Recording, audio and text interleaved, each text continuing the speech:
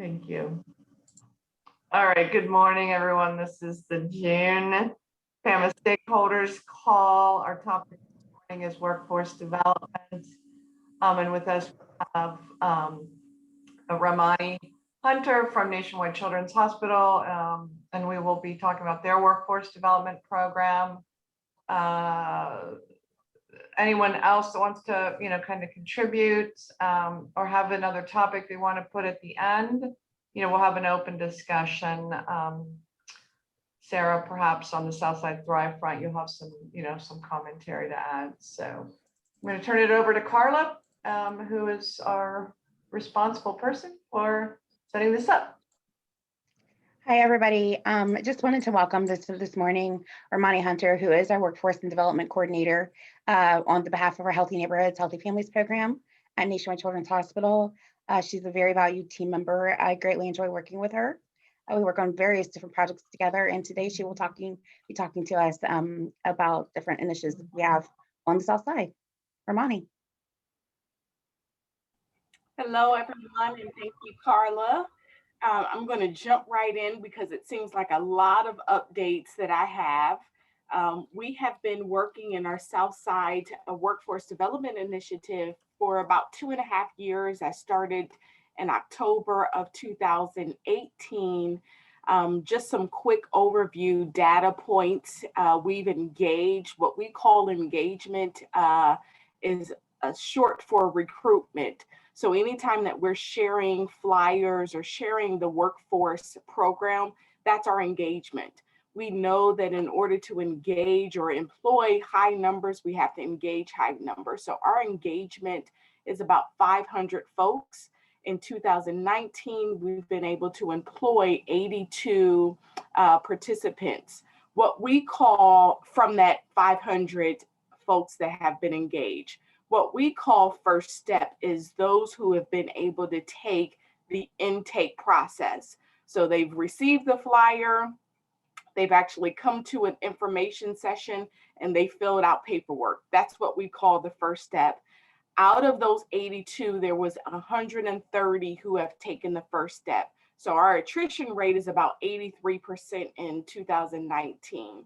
2020, obviously COVID affected us and blew us out of the water. Our engagement significantly declined of 57, and out of that 57 folks, 13 have been hired. We have seen the uptick in our employment efforts, and to date, we have hired 8 folks out of 42 that have been engaged. One of the things that we have focused on since I've been employed is really narrowing the scope of folks that have applied to Nationwide Children's Hospital. And so we're targeting those who have previously applied and have offered hiring events. So it's an invitation event. And I'll share some data from a recent event that we've done on the Linden area, which is our new target area, that we will duplicate and re-engage with folks on the South Side. So those hiring events and invitational interviews, we did those in 2019 on the South Side. Our intention was to do it in 2020, and now we're refocusing our geographic area, but we'll circle back to the Linden area. But just to give you a glance of what that looks like, we did a data scrub. And so out of the folks in the Linden area, again, we're recircling back to the South Side, but just wanted to give you data points. 1,000 folks have been applied to Nationwide Children's Hospital in 7 different entry-level positions. When I first started, we only had 3. Now we've expanded that to 7 entry-level positions. So we're targeting those who have applied previously to those positions. Out of 1,000 of those, we offered 2 hiring events, 80 slots. Within 24 hours, all the slots were taken. 43 people attended, 39 went on to second interviews, and about 5 have been hired. So that gives you our intention to hire folks both from the Linden and the South Side. Again, that was data from the South Side because we recently did it. We'll circle back to make sure that we're focusing on residents that have previously applied for the South Side. So that's hiring event, our intentionality targeted for Southside residents that have previously applied. I mentioned the entry-level positions.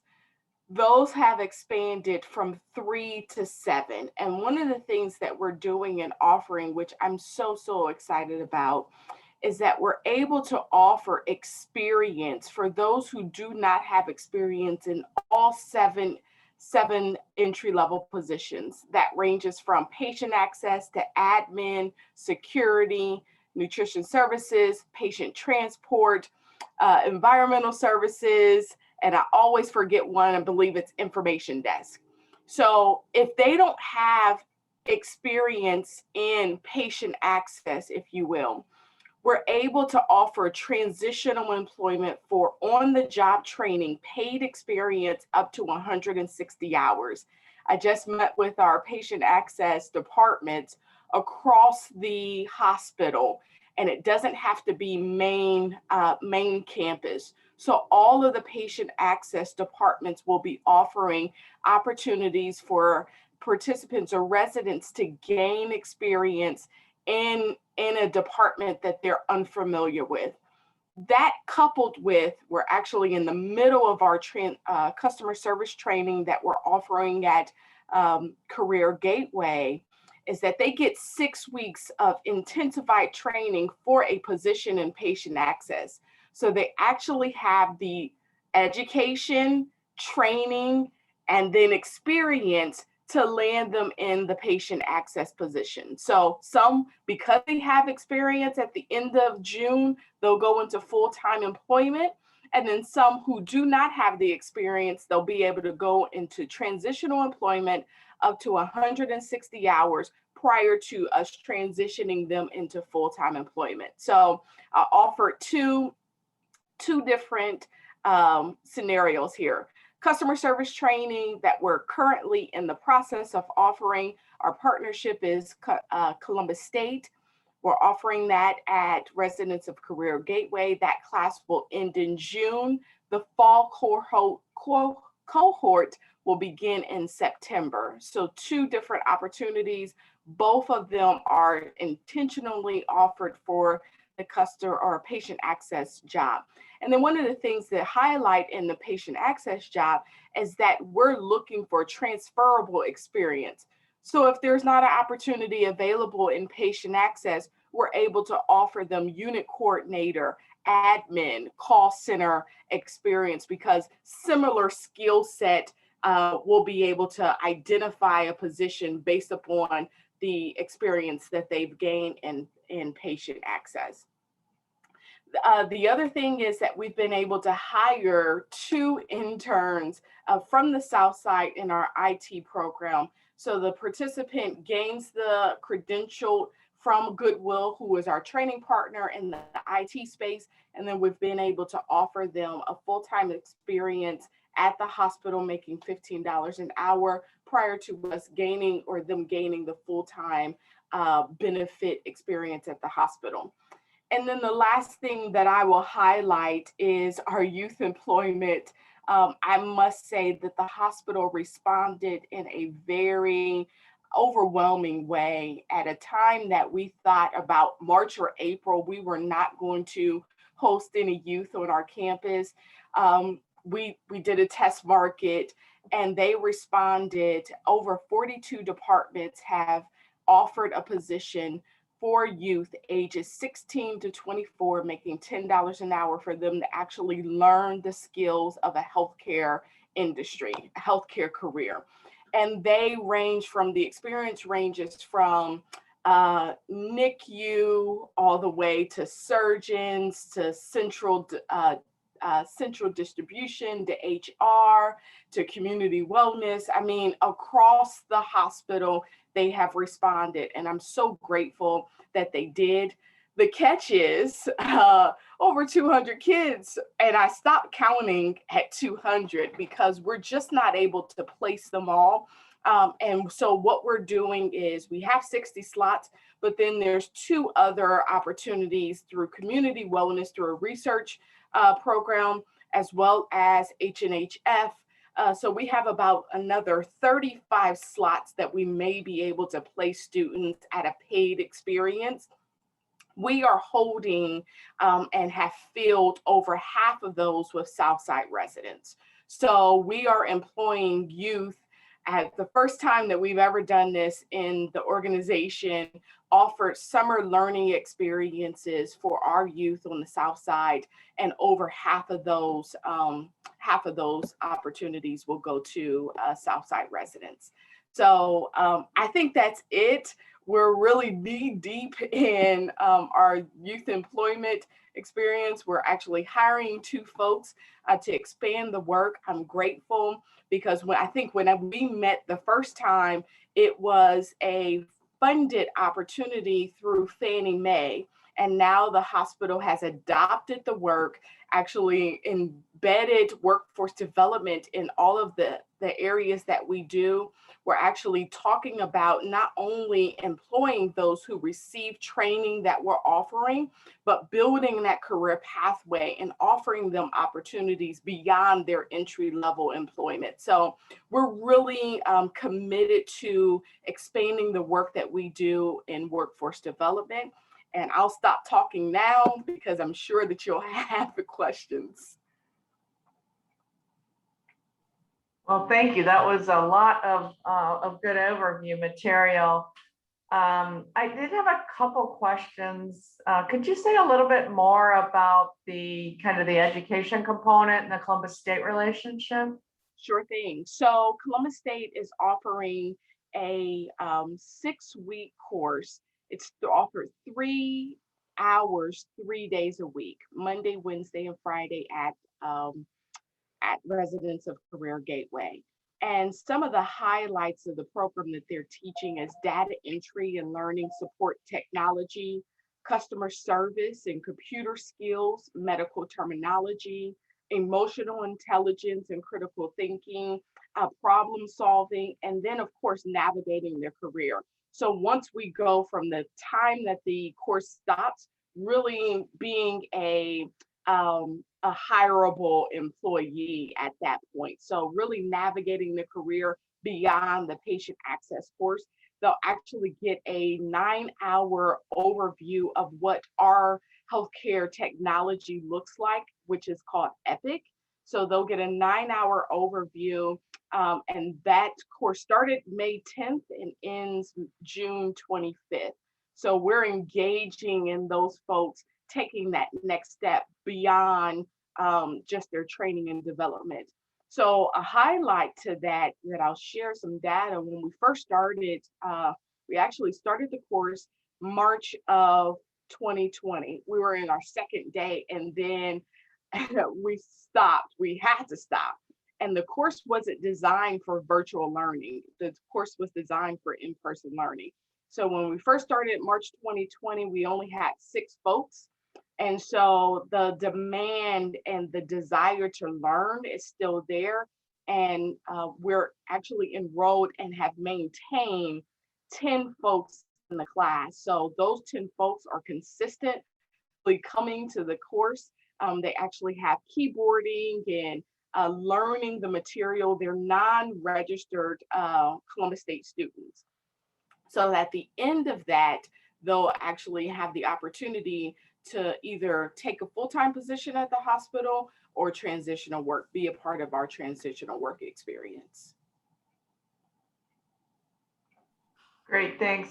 Another question, some of the numbers you gave, let's say there were 39, people that made it to a second interview or something, and then, you hire 5. Is the fallout rate more based on, people not having the right skills for the right time, or the number of openings that the hospital actually has, or, just what are some of the examples of why things don't progress? Very good question. And it's something that we constantly look at and evaluate and want data to support it.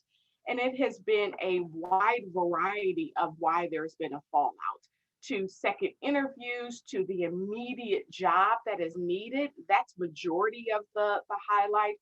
So once they've had their first interview and the hospital has a second and third interview process, that candidate needs that immediate work experience. And so being able to withstand the process is, sometimes frustrating. To sometimes there has been a barrier in a drug test and a background check. I know two candidates that have gone through the process, and because their background check has been mailed as opposed to that printout that we received within 24 hours, they just couldn't wait, or they feared that something was on their background. So they withdrew from the process. But we are evaluating how to turn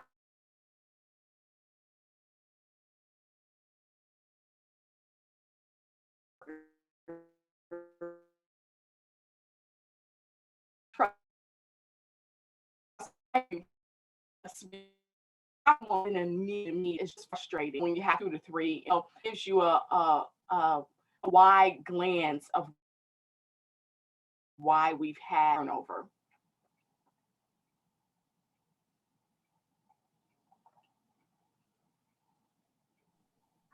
Great. That's not surprising.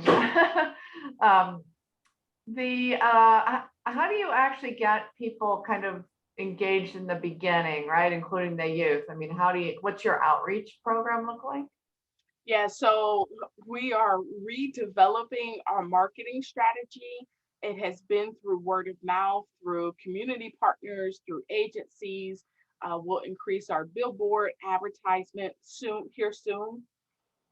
So we're actually going to roll out a refresh marketing plan that will be supportive of Goodwill, because they'll be our primary training partner on the South Side. So we're going to refresh that to do all hands on deck and all points stop for what the marketing plan looks like. But primarily it has been through other agencies and word of mouth and Facebook advertisement.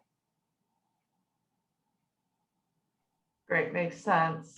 I'm gonna stop asking my questions and open it up. I don't think there's too many people. If you want to just unmute yourself and jump in, I think that'll be fine.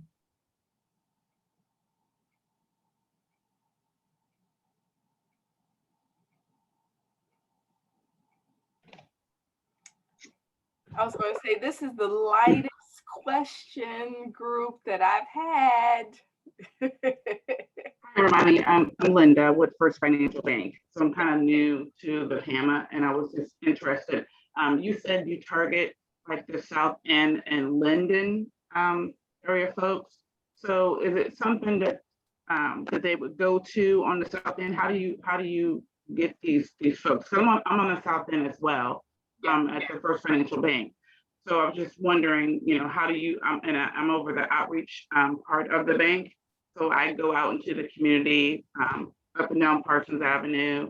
I did a couple of events at a church just on Parsons, and just wondering how will I network to refer people to you? Great question. We have a marketing flyer that we distribute, so I can definitely share that with you. Once we receive that information, everyone goes through an intake, just some preliminary data that we receive on the candidate. We also, one of the things that we do, and we do it well, is distribute our newsletter on a quarterly basis. So the information is put in that as well. So that is something that is always reoccurring. That flyer is consistent. So I can definitely share the flyer with you and anyone else who has that referral. The contact information, both phone and email, is on the flyer. So I will put it in the reply all, the calendar entry, so that everyone can have it. Thank you. And then your youth program, how do you obtain the youth? I'm kind of interested. I know it's a lot of youth, especially within those areas. So is Yeah. it more like a summer program that you guys are doing? Because we partner with Columbus State on the business side. But I just want to know, how do you target the youth? Yes, same thing. Our schools have been the primary. Career counselors are just awesome. I remember my career counselor and didn't realize how much she did until I started receiving all of the attraction from career counselors. So they have been really, really great on our South Side, targeting our South Side residents, if you will. I'll put the flyer in that as well as the registration form, because once we're filling those slots, I'm specifically holding some of those for the Southside residents. So I'll put the registration flyer as well as the youth employment flyer. The other thing to highlight is that we intend for our youth learning experience to be ongoing. So one of the things that we've asked is both youth and department is, will you be able to work beyond the summer? 2 points of interest is that we're holding 2 summer sessions, and that's just to give either the department a break because they have peak seasons and demands and things like that. And honestly, our youth, if you have any young people, they're busy. They're busy with sports and vacations, and they need downtime too. So they actually have the opportunity to select 2 sessions. The first session begins June the 14th. I always look at my calendar, June 14th through July 9th. The second session begins July 13th through August the 9th or 12th, one of those Fridays.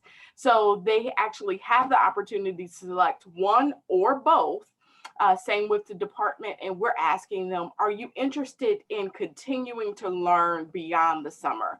Some have selected yes, and many have selected no, just because they have a lot going on, and we understand that. So we will continue. It is our plan to continue that learning experience. The hours will not be the same because it's a 20-hour work week from 9 to 1 or 10 to 2. And we know that those hours will not be the same during the school year. So we're working on developing what that looks like beyond the summer, but at least we have the interest and immediate personnel available.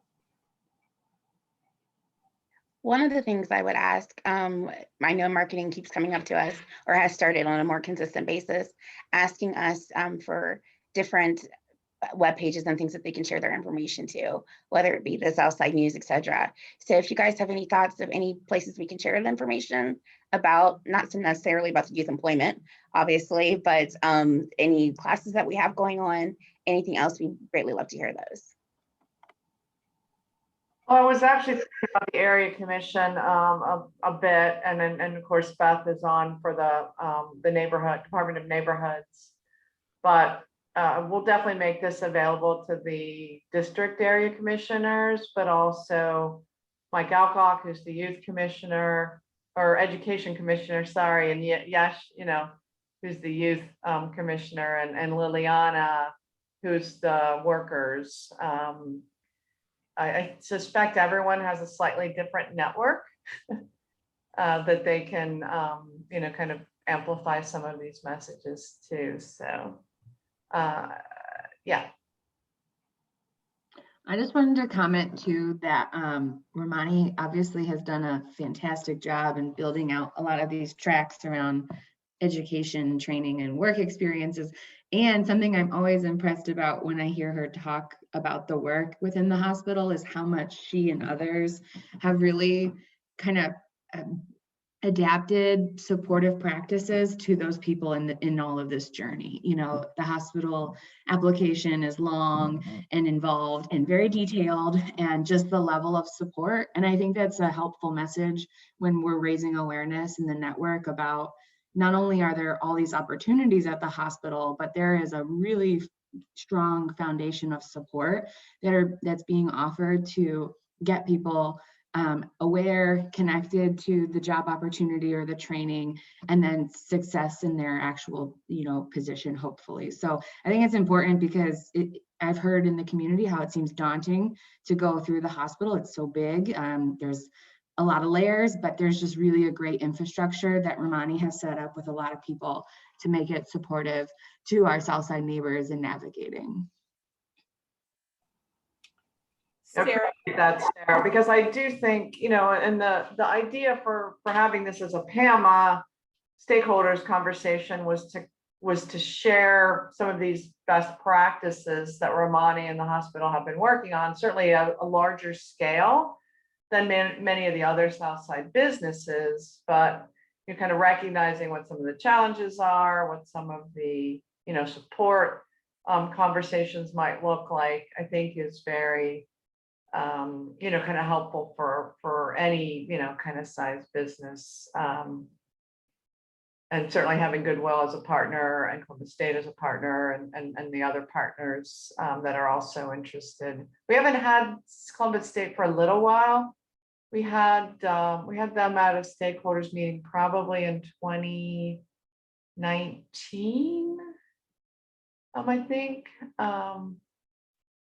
it's always good to have a refresh. And I know Sarah, the Southside Thrive had that one big event. It must have been before COVID because we were at the library, right? Where all the different partners were involved, including Goodwill was there and some of the other workforce development stakeholders, as I remember. I think we split up into groups.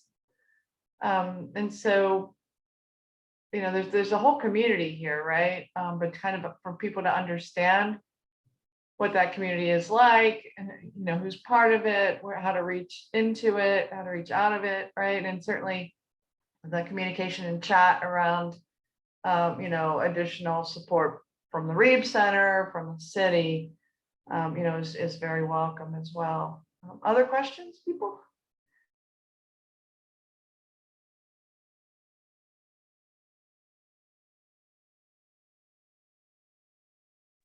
Sarah, did you want to add anything? I think at one time you had separate committees around workforce development and, income mobility, et cetera, but I think you've kind of merged that together. Do you want to talk a little bit about what your stakeholders are interested in? Not to put you on the spot, but. Yeah, sure. I mean, as it relates to employment and economic mobility for our neighbors, we do convene Southside-based employers, some who are involved in PAMA, about 3 times a year. We had gotten all that set up, then the pandemic hit. So last year we only did twice, but this year we'll do 3 times a year. Those employer engagement forums, and we're hoping to do one in July, those are really opportunities to bring local businesses together to lift up best practices or emerging practices or policies like what Ramani just shared, so that employers can learn more about different tactics to recruit and retain really low-wage employees is where we mostly focus.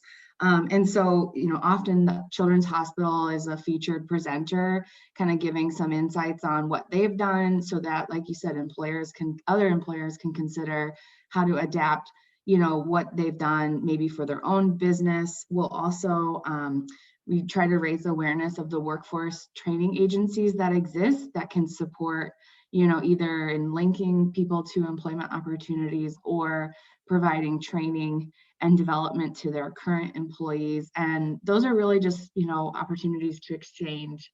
And then we're also later this summer building out a Southside-based jobs board that we'll host on our website that's also in development.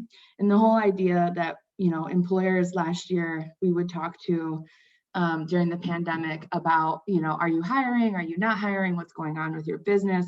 And a lot of them by the end of the year, and as we know now, we're really struggling to hire people hire people in general. And so we wanted to put together kind of a curated job opportunities in the South Side and make that available to kind of increase awareness and hopefully connection to those employment opportunities. So that's something we're in development now. And work with a lot of different partners and businesses to kind of put all of this together over time. Do you see some of the same gaps, perhaps around, employers looking for employees and employees that are either interested or able to meet the requirements? The same kind of gaps that Ramani talked about? Yes, yep. We see the same and hear the same thing as what Ramani shared. We also hear about having trouble with retention. So everything, and a lot of the retention issues, the feedback we've gotten is that it's all around soft skill management. So whether that's communication, conflict resolution, those are the areas that employers have trouble with their team members, and see people leaving for those reasons, or not leaving for those reasons, but having trouble with retaining their job because of those reasons.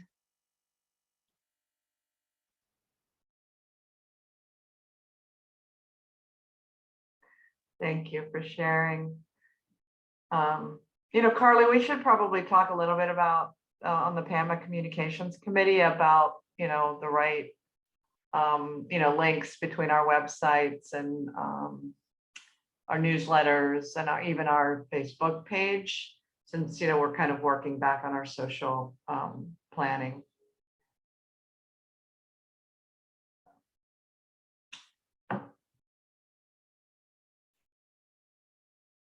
All right, well, it's not a quiet group generally. I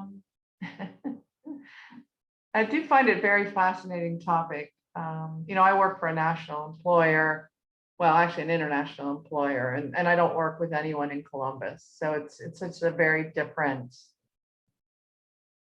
my own, work and my own business is so very different from the very local, kind of hiring and business practices and so on, that the local businesses here are dealing with. So I just find it really interesting and really really important to engage both the youth on the South Side, as well as some of the maybe chronic barriers to entry, that folks have experienced. Hey, Beth.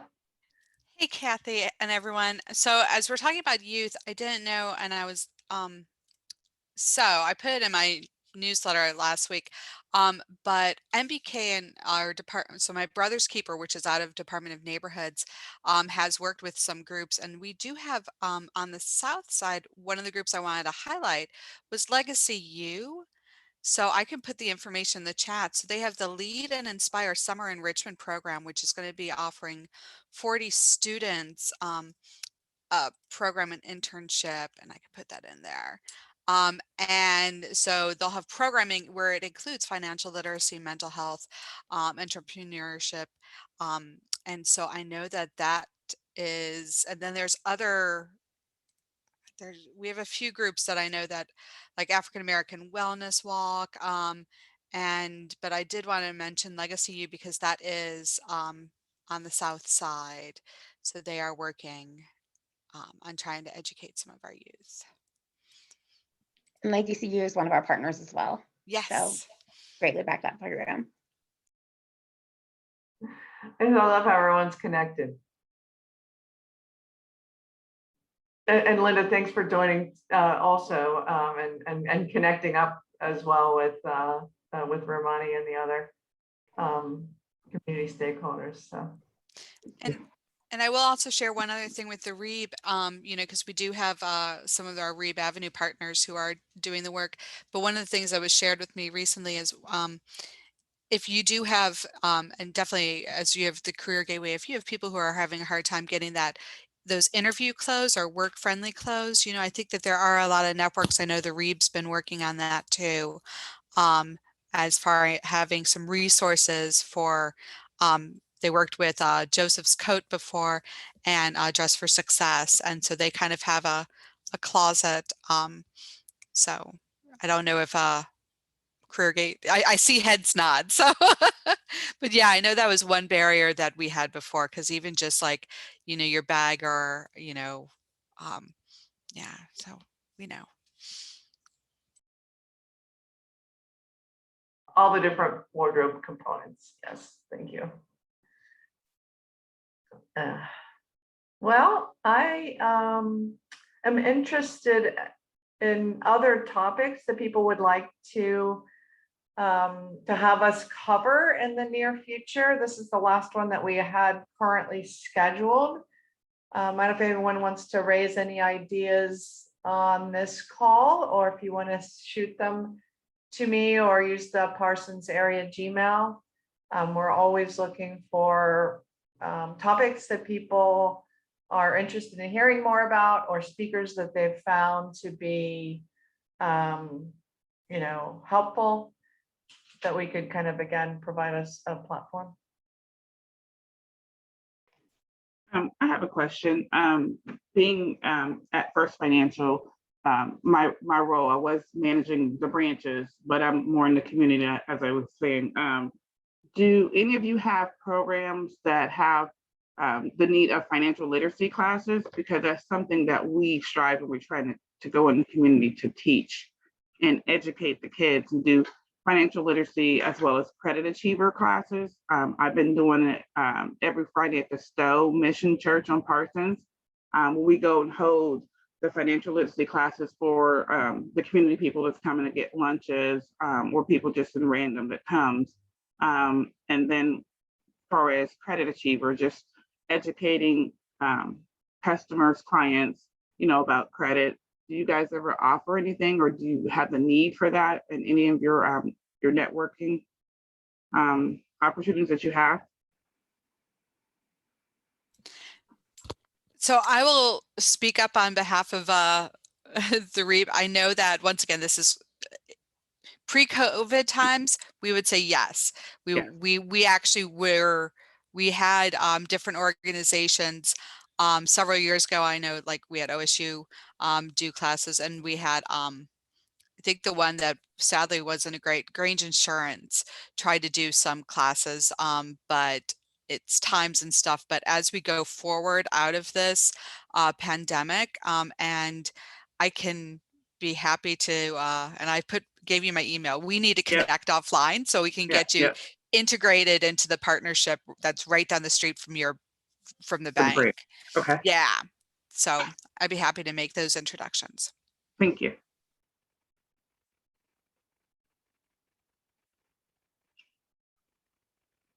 Sorry. Reminded me of some of the affordable housing initiatives that Councilmember Favor has been sponsoring around, reducing the kind of barriers to housing, through various ways to pay your security deposits, as an example.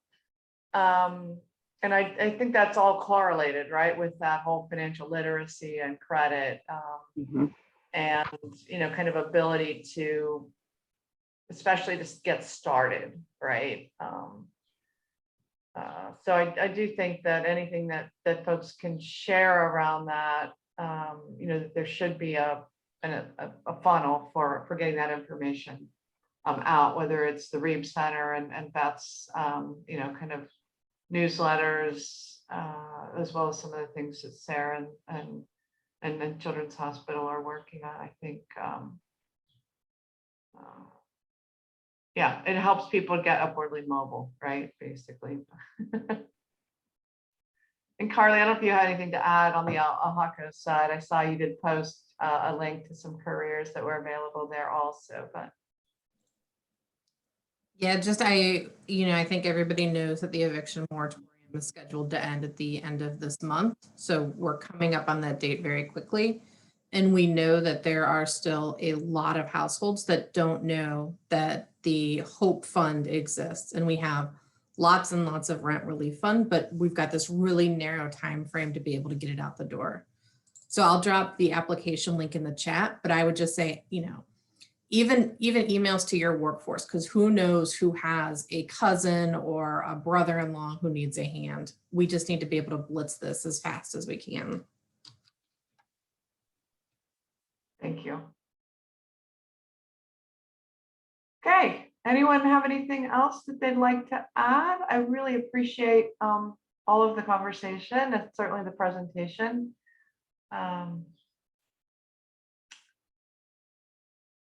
feel free again to reach out to any of us, either me directly or Carla, obviously, as our community liaison to Nationwide Children's. And thank you, Carly. I'll get these also into the YouTube link, and when Lisa sends out the announcement of the recording, we'll make sure that as much of this information gets out as possible through our networks also.